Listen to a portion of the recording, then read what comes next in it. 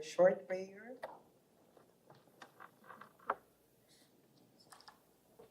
Divine Spirit, we thank you for this gathering under the theme AI Ethics, Governance, Policies, and Academic Integrity. Bless our speakers with wisdom and clarity. Grant us patience and skills.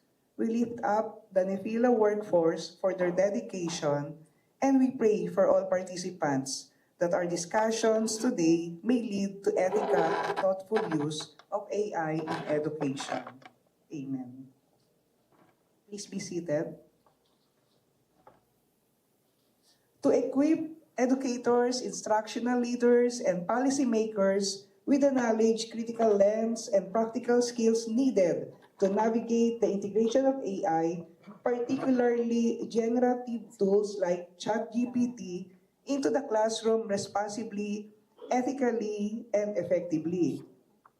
Participants will walk away with a clear understanding of AI's risks and rewards and how to create safe, future-ready learning environments that foster student creativity, integrity, and digital literacy.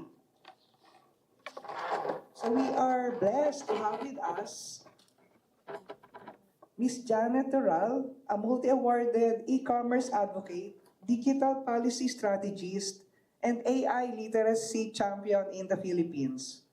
For more than 2 decades, she has helped shape the country's digital transformation through pioneering legislation.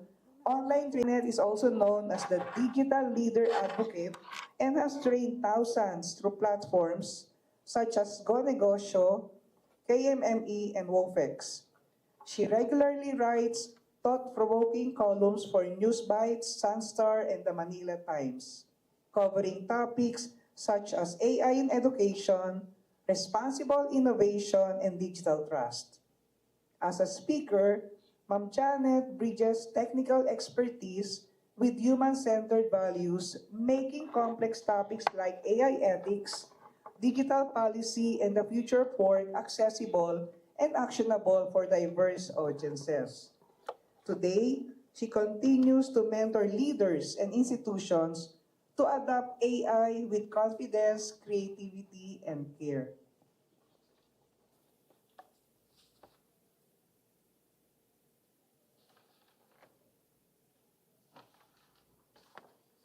I've been in the industry for quite some time now. I started my digital career back in 1995. So you can say that I've been in the industry for almost 30 years already. So I could say that I've seen a lot from the start of the internet in the Philippines and to early joys of publishing to what it is today. And I think we live in a time that's very interesting. We face a lot of challenges. And despite those challenges, I think there are still a lot of things that we can do. No? So I would like to start my talk with a quote. No? AI can generate answers, but only humans can teach wisdom. Do you agree with that? No? That AI can generate answers, but only humans can teach wisdom. So maybe before I proceed with my next slide, CM, can you pass on the microphone to one of our participants who might want to share how they use AI in their institution? Maybe you can give a quick 30-second or 1-minute answer and that you can share. So I hope you don't mind if CM approaches you and just give you a question. Kindly click na lang yung view full screen.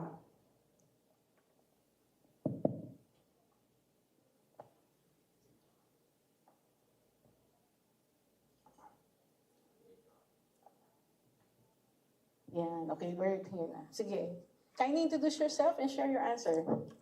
Thank you very much, our speaker. I'm Tipo from KDBS. I'm very fortunate to hear your speech and about how AI influence and improve the current and the future of our teaching, especially in the digital classroom. Yes, in my country or in KIT, student play, it's been recently used by students and myself as well. I didn't know Is it going to help them learn, or is it going to blind their mind, like they don't learn much, but they learn? It's like what you said, human, they help student with the wisdom. Thank you very much. Okay, thank you very much. So let's proceed to the next slide. So I think one thing that we always need to emphasize, and one thing that we must not forget, is that AI gives us the opportunity to enhance creativity, but doesn't replace judgment. I mean, we can use it for facts building, trying to understand, the information that we have, or trying to gather the information that we have. But at the end of the day, eventually all of us will have to make a decision based on the information that we gather. And I think that critical thinking component is something that we need to always emphasize. This morning, I arrived very early here. I think at 6 a.m. I was already here because I'm currently taking a professional directors program under the Institute of Corporate Directors. And, you know, it was quite a challenge to go through that program because we got exposed to so many case studies, and the materials are just given to us. And we will be discussing 5 case studies in 3 hours. 3 to 5 case studies for 3 hours per day. And then on the second day, after discussing 5 case studies again, we will have to take an exam. So, and of course, like all of you, we all have our work and other things. So to help me process that information, I have to use AI. No? I will ask it to help me analyze the case, present me the ideas, 4 pillars of how does this case fall into the 4 pillars of corporate governance?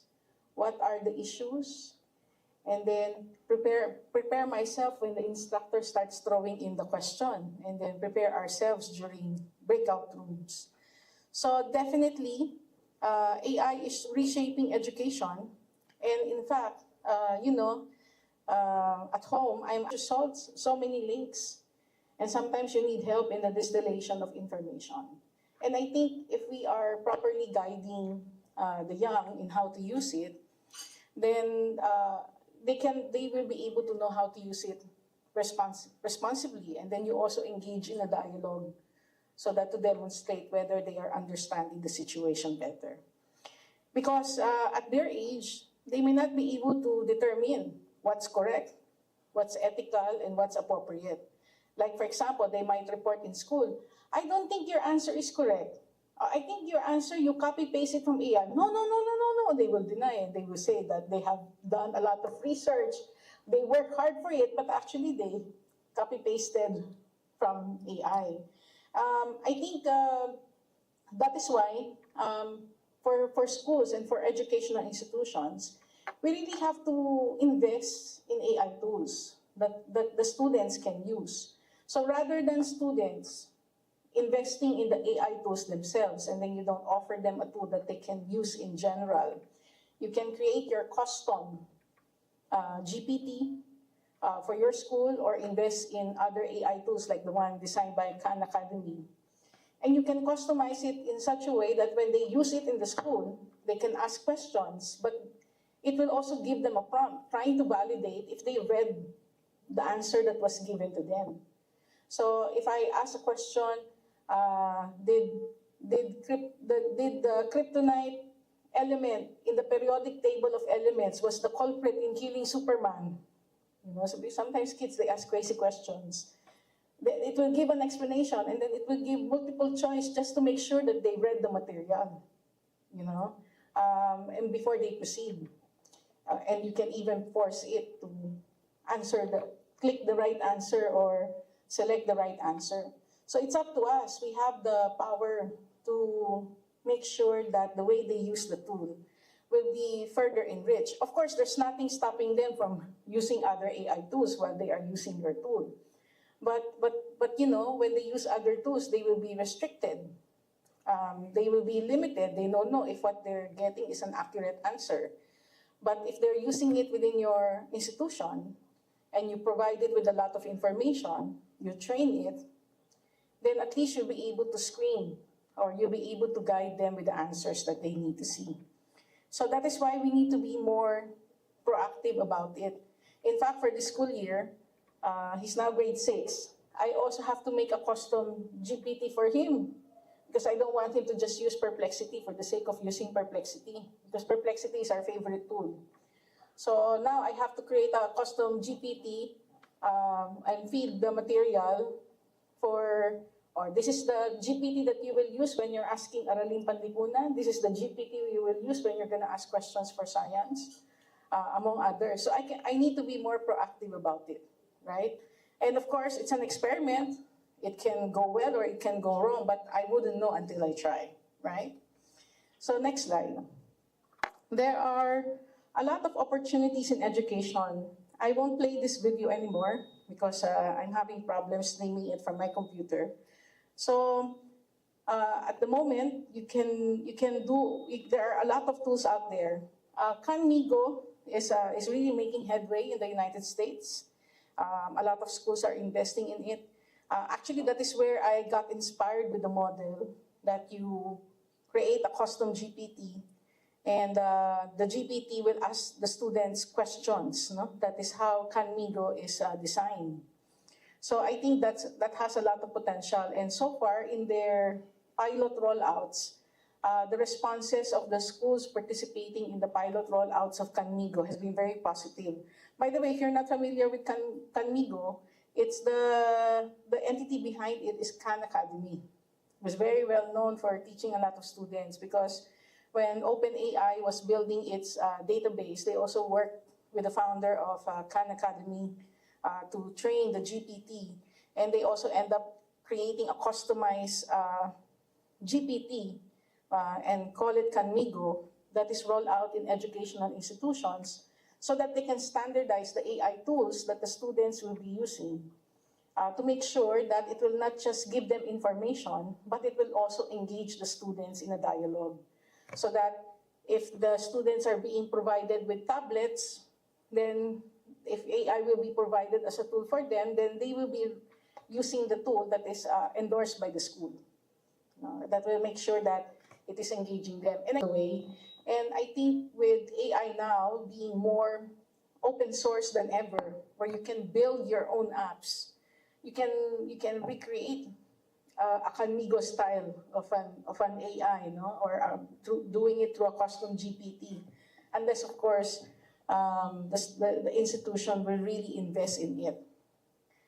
I think the real-time feedback also makes the tool very interesting. The interesting thing about homeschooling a kid, you will be amazed on what things do they ask. Like for example, I don't know about you, but kids nowadays, I don't know if you agree with me, they have a hard time in speaking Filipino. They all speak, a lot of the kids now speak English. So it's always a challenge for us whenever we study Filipino. No? And sometimes if I will give him a task and then I will teach him how to use the tool so that he can do translation, so that he can really learn the language on his own. He would type questions like, how do I manage my stress? And then later on he will tell me, Lola, look, this is what Google told me on how I can manage my stress. Or what Perplexity told me that I'm getting depressed or something, so something that a kid will ask. And of course he tells me, and I'm glad he's telling me that, because so that I know that he's getting stressed out. So when he gets stressed out, I will do a joint learning activity to help him relieve of his stress. And that's why they say that the Gen Z, the younger Gen Zs, sometimes they are referred to as snowflakes, right? They are referred to as the snowflake generation. And then the Gen Alpha, well, they haven't really defined the Gen Alpha, but Gen Alpha, they refer to it as the most impatient generation. And I'm just trying to imagine what Gen Beta will be, because this year is the year of the start of the Gen Beta. But with the students right now being also impatient with their learning journey, where they want things to be fast. and AI and the search engines are giving that. As educators, although we're old school, for most of us, we're old school, we really have to learn also how to adapt because everywhere around them, decisions are being made much faster. And we also have to remember that the Gen Z, the reason why they are also referred to as snowflakes by some people who try to, how do you call that, typecast them, is because they are a generation who's, for the past 10 years or for the past 5 years, they've seen so many things, right? They've experienced a pandemic.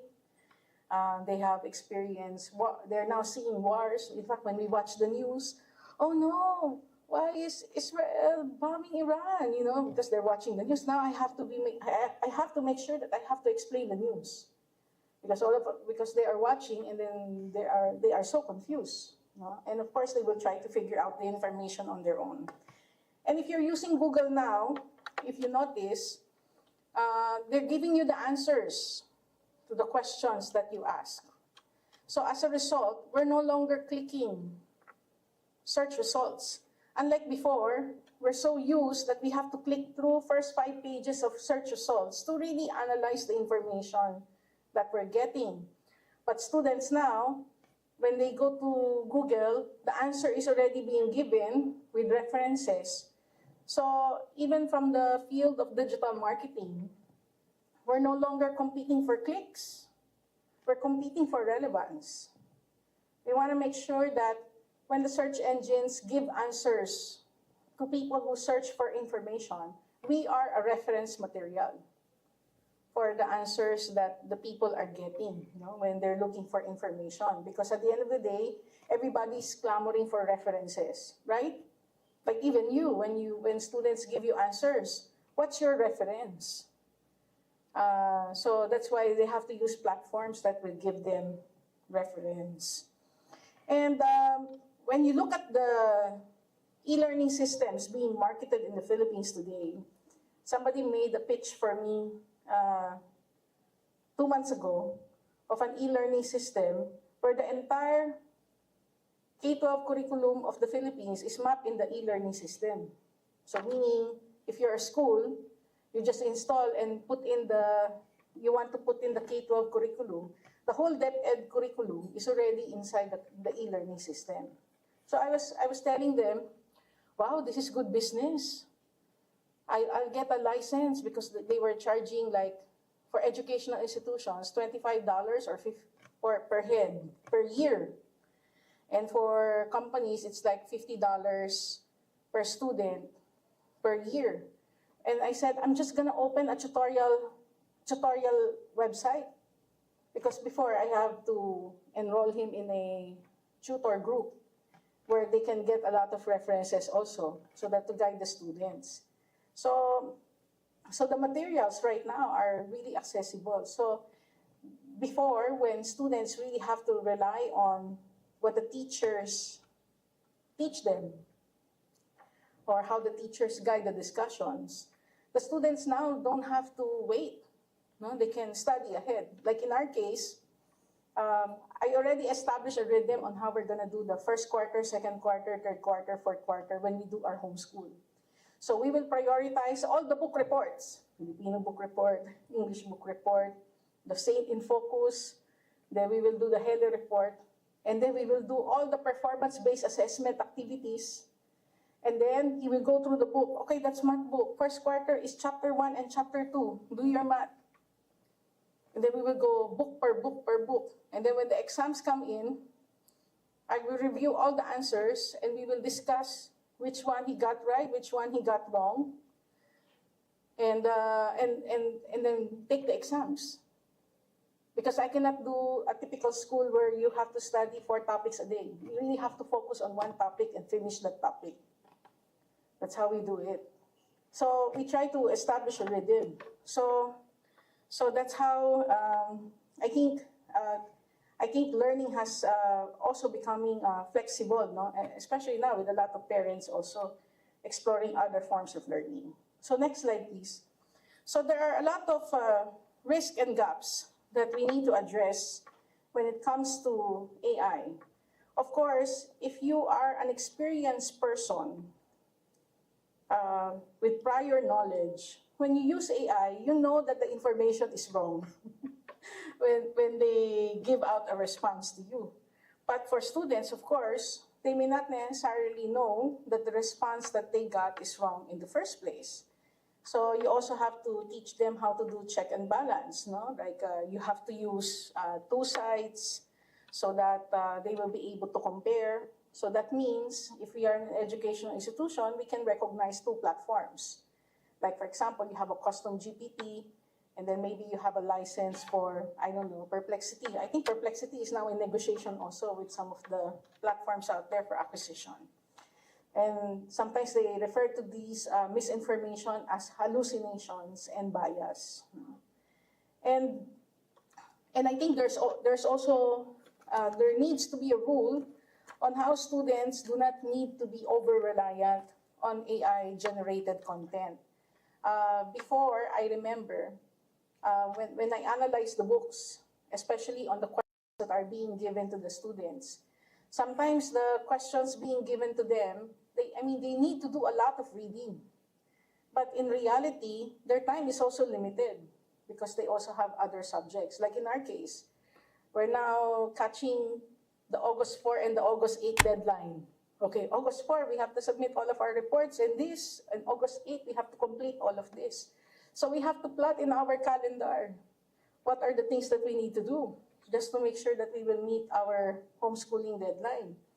So, and it's a challenge when he has to go through the assignments and there are questions that are too complicated, I mean, for his age, to analyze it on his own. So as a result, they will also rely on AI for that. And I think that's where we have to rethink also our questions. Sometimes the questions that we ask, the activities that we ask our students to do, sometimes they tend to be unrealistic. We're just asking them to do something for the sake of giving them an activity without taking into consideration the amount of time that they need to complete that activity and how they will get that information. So, or at least provide them with a guide to get the information. This is what we need to do. And another thing that we also need to consider is the area of data privacy and surveillance concerns. So, like, for example, I notice sometimes the students have email addresses of their own, mobile numbers of their own, so that's why they can sign up to so many things, right? So in our case, they don't have that. You know? Their only email address is email address from the school. And of course, when they start signing up for platforms that would require them to give an email address, if it requires an auto login from Google, it will block it because the school basically prohibits access to such. So that's why we really need to still instill parental control in our system and really engage the parents.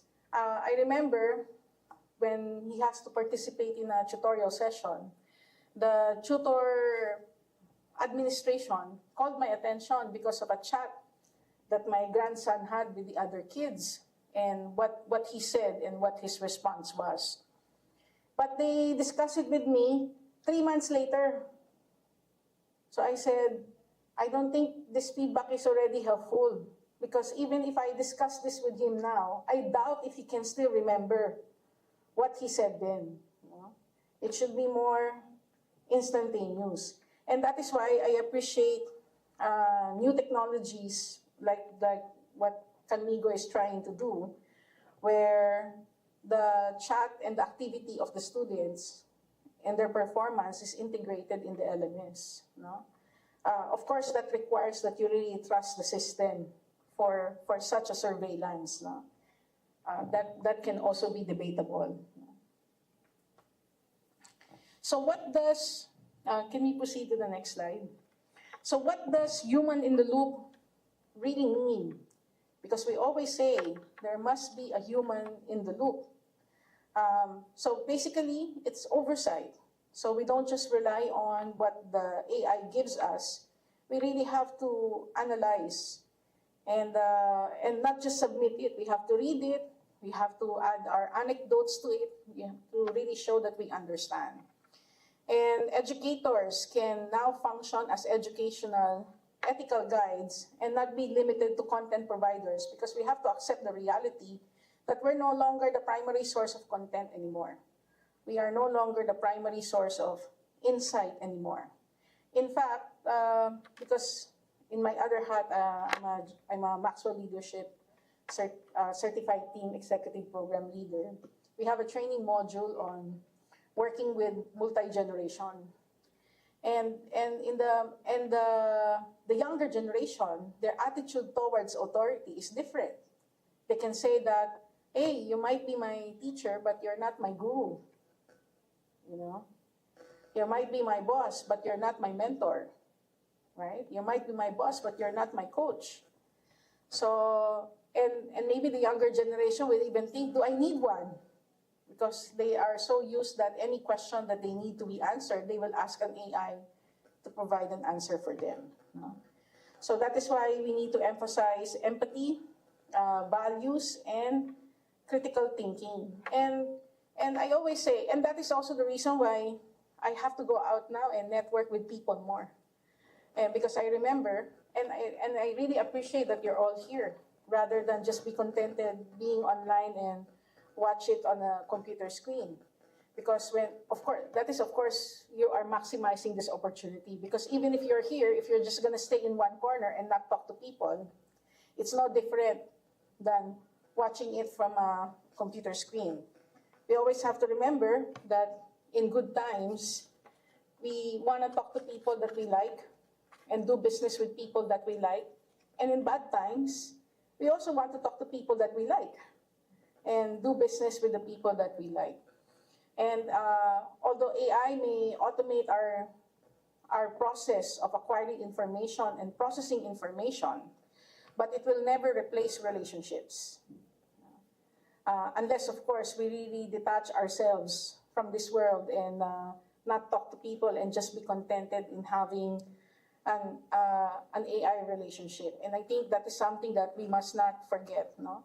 We have to teach our children to interact more, to engage more, to ask the right questions, to become better listeners.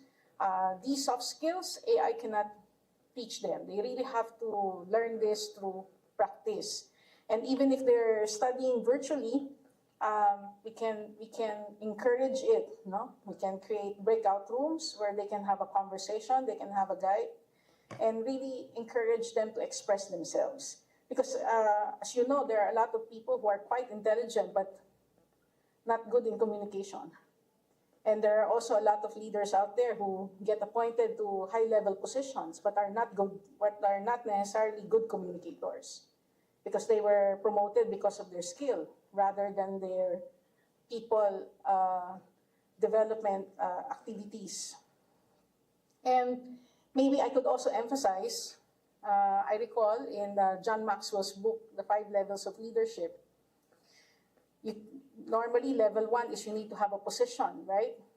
But next, you need to get the permission of the person to recognize your position, so that they're giving you permission so that they can work with you. But on the 3rd level, you need to also show that you can produce the output, production. And on the 4th level is because you care for people. That's why people want to work with you. And on the final level, it's because of who you are and what you stand for that people will look up to you as a leader.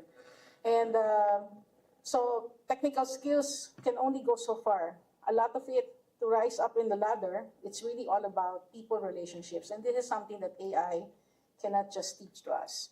Next slide. So, are we teaching the wrong AI mindset? And this is where the debate is. No? Are students learning how to think or how to prompt? Because when they go online, more often than not, they are and even when you go to a lot of the online tutorials out there, what they give out is a cheat sheet of AI prompts, right? I won't be surprised if someone will be so entrepreneurial out there and will release a grade 6 student guide on AI prompts that you can ask for all your courses, for all your subjects, AI prompts so that you can to help you answer your questions in various subjects. I won't be surprised if someone will come up with that. But I think this is where we have to intervene, and how do we encourage them that after the prompting, they have to process, they have to think, they have to reflect on why this issue is very relevant. I remember in one of our performance-based assessment, they were required to study the tobacco trade during the Spaniards' time, in the Philippines, and how it affected, although it helped grow the economy, but how it affected people during the tobacco trade during the Spaniards' rule. And so there were questions that they have to answer. Of course, there are answers from the books, but you also ask them to reason further. And what are the implications? Why do you think that is the scenario or that is the scenario? And good thing there are also YouTube videos out there that also discusses it. So partly that helps in the process. So more than just prompting, we should also focus more on thinking, and I think that is where AI should come in, rather than just keep on volunteering. Do you want me to prepare slides for you? Do you want me to prepare a brief for you? It should ask questions so that it will encourage you to think. And I think another thing that we also have to think about is, are we normalizing automation over reflection? And what mindset do we need to cultivate to stay human in the loop of these things? So maybe CM, we can pass on the microphone. Maybe we can hear an insight or two from our participants. Can you give it to one participant? Yeah. Share lang ng thoughts. Wala namang right or wrong answer. So that we can also get to know you more. Yeah. Hello, good afternoon. I'm Jess from Uplift. I just wanted to say that I think this is very timely, the importance of being human in the loop, because while AI can actually, do a lot for us, it's a very effective tool. But it cannot replace us. Hence the importance of being human and in the loop. And I think what Ma'am mentioned, the soft skills that we need to proceed in life, those things AI cannot do for us. Hence the importance of us still being there. Okay, thank you. CM, maybe you can also give it to another person, maybe on the other side. And while waiting for the next person, I would like to share, of course, we're all familiar with Pope Leo when he took his, oath, is it correct? When he accepted his nomination to be the next Pope. And he said that he chose the name Pope Leo because the earlier Pope Leo focused on workers' rights, right? The laborers, the slaves, and among other things, to uplift their lives and take them out of their situation. And I remember during his first speech, he really talked about AI already, right? He considered it as one of the biggest threat to humanity, and reminding people. And in fact, when I wrote my book, I even included it in the last chapter, because I think that is also one of my inspiration when I wrote it, is to really remind us that what Pope Leo said, that we really have to, when we use AI, we should use it to empower people and not threaten people. And that is why news recently that it's going to remove entry-level jobs, and it's already reaching a dangerous level. Some of the pioneers in the space are already warning about it already. So rather than just consume and just accept that information, we can be more proactive about it, right? If we are part of an education institution, we are part of an organization, We should encourage our Department of Education perhaps to release guidelines so that to ensure that all of us will be guided on how to use it. And the same also for colleges and for vocational institutions, or even not necessarily relying on government, setting on the standards so that to ensure that it will not threaten humanity or lower the value of people, lower the contribution of people. And I think that's an important mantra that we have to remember, even though we are introducing AI. I don't know about you, but in the past week, I've been seeing so many ads for AI conferences. And the ads would be the person will transform into a superhero or he will transform into something else. And then afterwards, it will show people giving testimonials about how they like the conference and how AI empowered them. And all of a sudden, you have stage shots that there are a lot of people applauding for the lessons. And I said, at first, it's cute. But as I kept seeing it, it made me wonder. I know that the first part is a demonstration of the tool. But later, I started thinking, are the testimonials real? Or are they also AI generated? Is the stage real? The lights, the applause, the crowd, responding to the teachings of the person. Are they still real? Since I am seeing an AI demonstration in the first place.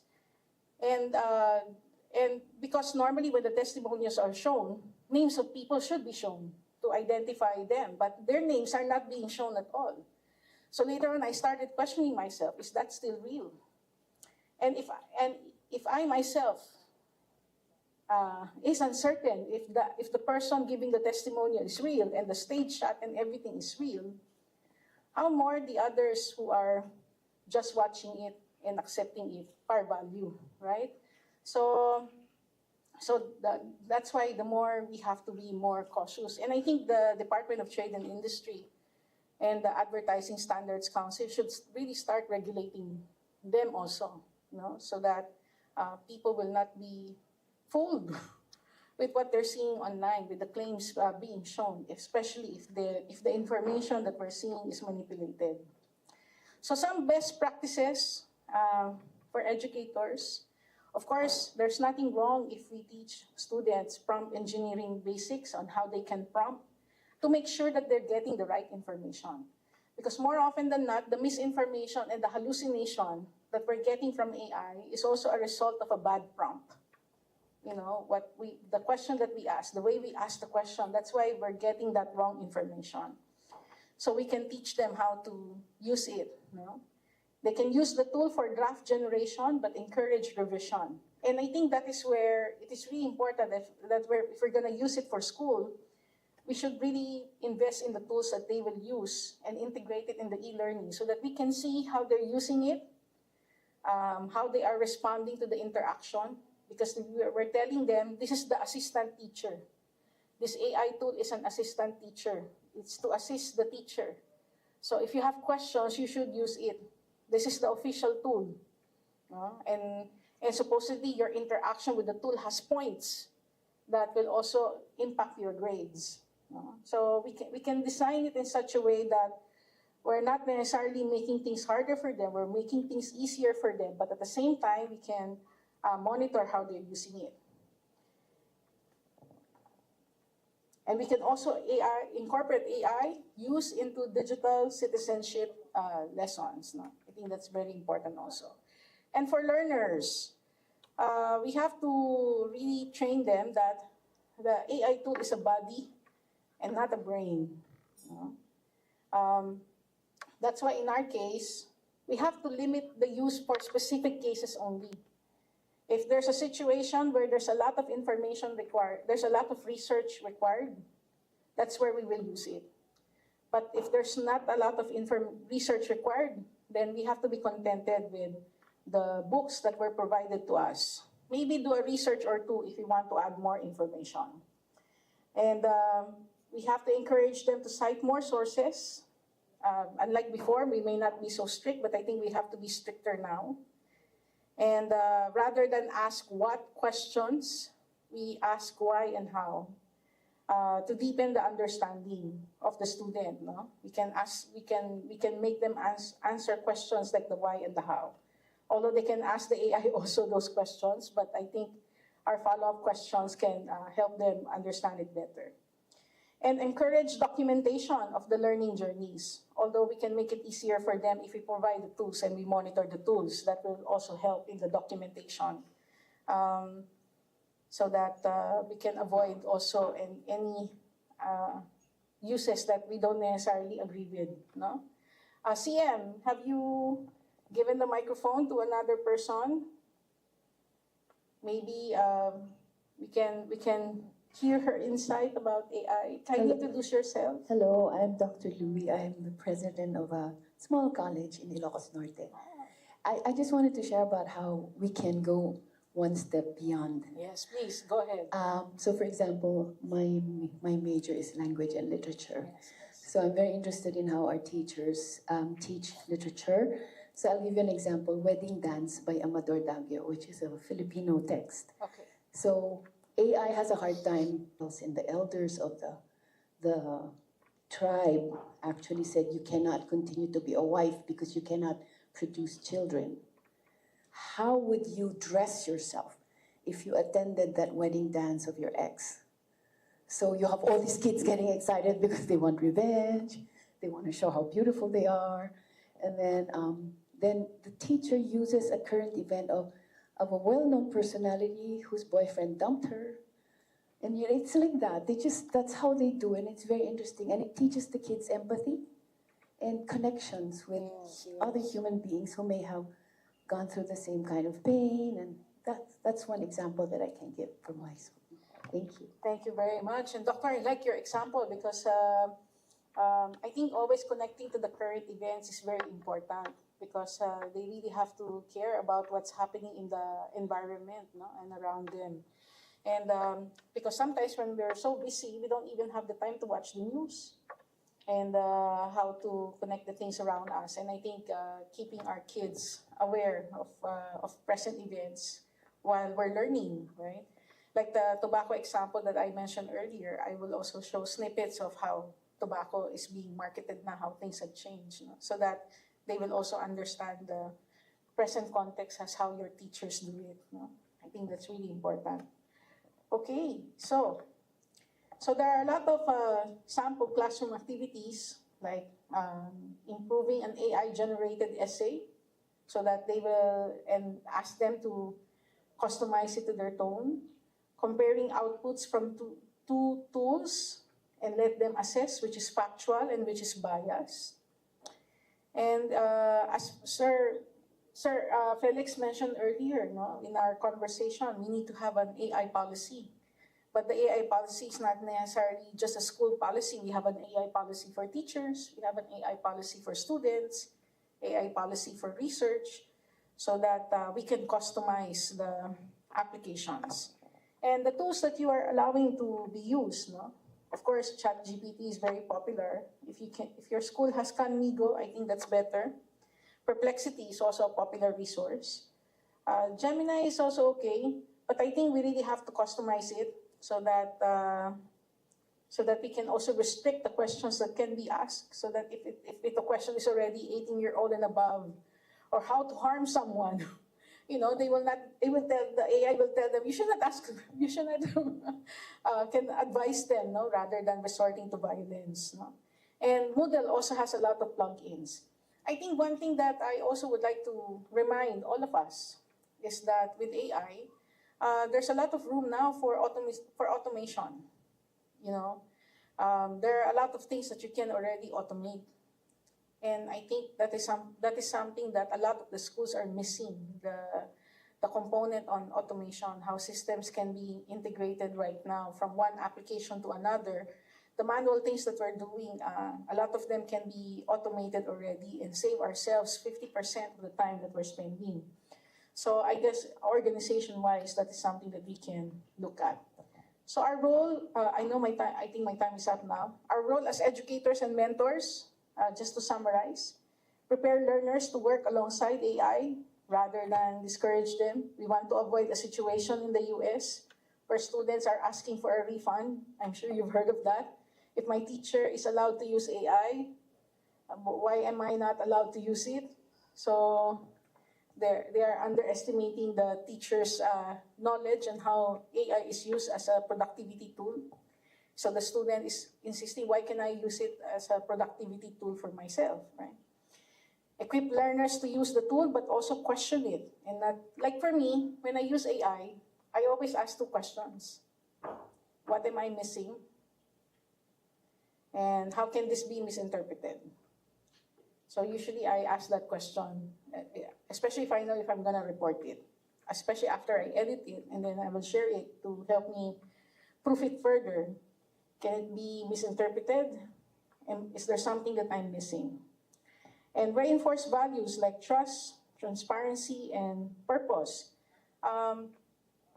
Like when I did my AI on corporate governance, I have to always emphasize the 4 pillars. So whenever it gives me an answer, the answers being given back to me is always a review of the 4 pillars, depending on the scenarios that I'm giving. So the same also can be part of the training. If there are values that you would like to reinforce, you can customize your AI to always include answers and in alignment to the values, so that they will always remember it. All right? So as an end note, AI won't replace teachers, but those who use AI wisely may replace those who don't. so that's why we really have to make an effort, all right?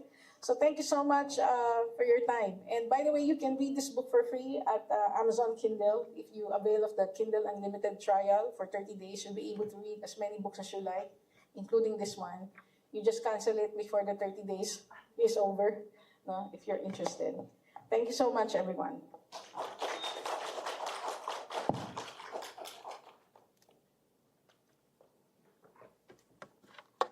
Thank you, Ma'am Janet, for the inspiring speech about the effect of AI, especially among teachers, educators, and other stakeholders. So key takeaways for today, I'm really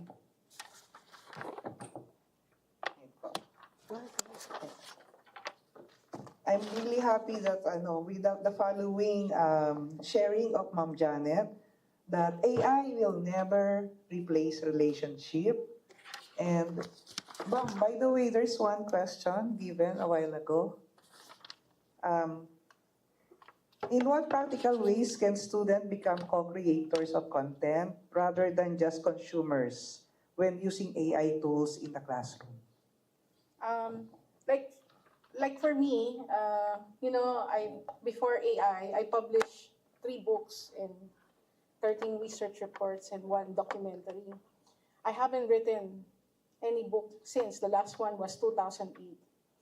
So when AI came out and realized that the field of search engine optimization is changing, I started writing again. And I use AI as a tool to help me write my piece. I will give my ideas, I will give my thoughts, and help shape and form them, and then edit it. So I could say that AI is a co-creator for me. So I think if we can also teach that, we can also teach them the process where AI can be a buddy, a study buddy, a co-creator, because that is the reality that is happening right now, right? And we must remember also that whatever AI is producing out there, it's also a result of human training. So you cannot say it's a machine, because that's human data also that they are processing. And the more people who use it, the more it becomes brighter, if you want to say so. So if we teach them how to co-create, I think that will allow them to reach higher levels of productivity. Because even if you don't do so, they will learn on their own. So might as well supervise the learning. Like for example, because at one time I was doing a video live stream, and then suddenly he joined in. So I said, okay, I allowed him anyway. And then all of a sudden, thank you for watching. Please don't forget to like, subscribe, and turn on the notification. Click on the bell to receive a notification. I did not say that. I did not ask him to say that. But since he kept watching videos, they started adopting. So a lot of them are natural content creators now. So there's a lot of room where they can do a lot of great things. So I guess we just really have to guide them and maybe resolve also a lot of the things that we're lacking of in terms of knowledge documentation out there. Thank you, Ma'am Janet. And another online question. How can we use AI-driven learning experience that still emphasizes empathy, human values, and critical thinking? I think it depends on the scenario that we give. As John Maxwell said in one of his books, he has a book with a great title, Good Leaders Ask Great Questions. So I think the way we ask our questions rather than just going for the facts, we really have to design our questions in such a way that they will really reflect upon the values that we really want to espouse for. Because sometimes values are often underestimated, right? Sometimes we take it for granted, we forget it, or we're not putting it into practice. Like, for example, yesterday I was doing a webinar on strategic missteps that derails a business. And one of the strategic missteps is expectations versus reality. Poor customer service. You promise this, but you deliver something else. You did not meet the expectations of the crowd or the expectations of the market. What you promise is not what you're giving.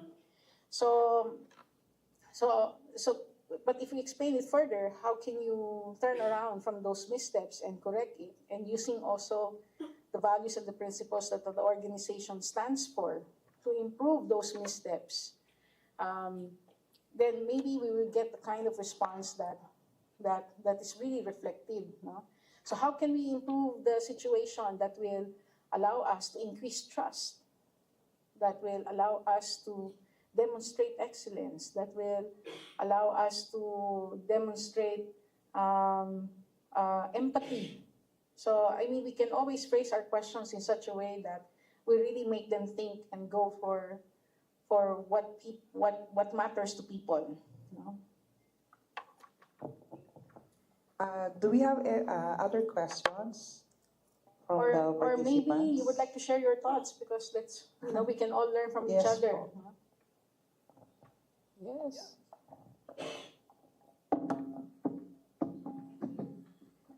Hi, Dr. Andrea Sant, University of Guam Center for Online Learning.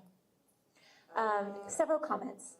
The first is I look forward to seeing a valedictorian stand up and say, I give credit to my family, to God, and to your ChatGPT.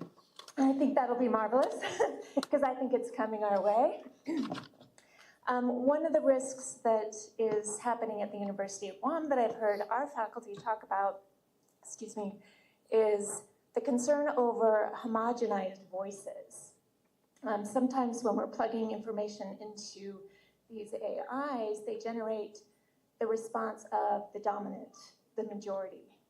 And we're teaching our students as we're using these tools to be very mindful of having their diversity, their uniquenesses, their expressions, their analogies, the metaphors they use and the language that they used erased by the recommendations that AIs are giving. So that's one conversation that we're having at the University of Guam. That's a very interesting conversation. And I think that's where we also need to remind our students when training their GPTs, always comes from the perspective of the audience. Like, for example, when we're writing our stories, we could say that we're focused on the Philippines. Or my audience, the marketing that I'm writing for is for a Filipino audience. And sometimes I would test first. Like, for example, are you familiar on what the Filipino market wants insofar as this product, this type of product or services is concerned? So usually, when I use AI and also when we're trying to use it for certain situations, we don't ask the question right away. You try to validate first. So if I want to talk about how to best market a school, maybe I will ask first, are you familiar with the top universities? And then if they say these are the top universities, I will ask, what makes this university appealing to people? You know? So I will try to see how much information that the platform has, how deep is the understanding. And then from there, then only then can I be comfortable. If I notice that the answer shows that the AI does not have information, I will feed it with information. With this, with that, with that, with that. You know, I will give links to articles and stuff like that to feed it with information, because this is part of my body of research already. So I'm giving this to you because I need you to co-create with me. I need you to co-critical thinking with me in analyzing the situation and give a recommendation. So that's how I try to address my issues when they give a response that you know is not applicable to the local market. So to always avoid that situation, my first questions will be to prompt the understanding of the platform and immediately zoom into the audience that I want my response to be geared towards to. With that, Ma'am Janet, thank you very much for sharing your time, expertise, and valuable insights with us today. Talk on human in the loop, how to teach, learn, and lead in an AI-driven society has truly deepened our understanding of the ethical dimensions of AI and how we as educators and leaders can embrace innovation while staying rooted in integrity. On behalf of the Mood Philippines 2025, we are honored to present to you the Certificate of Recognition.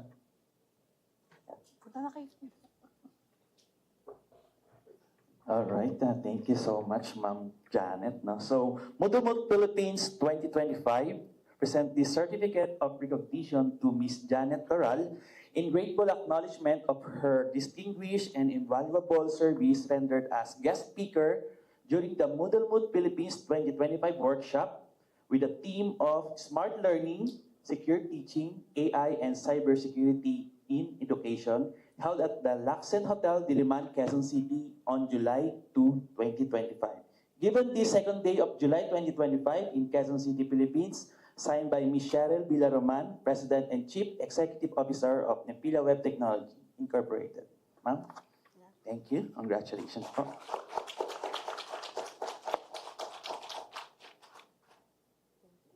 Thank you, ma'am.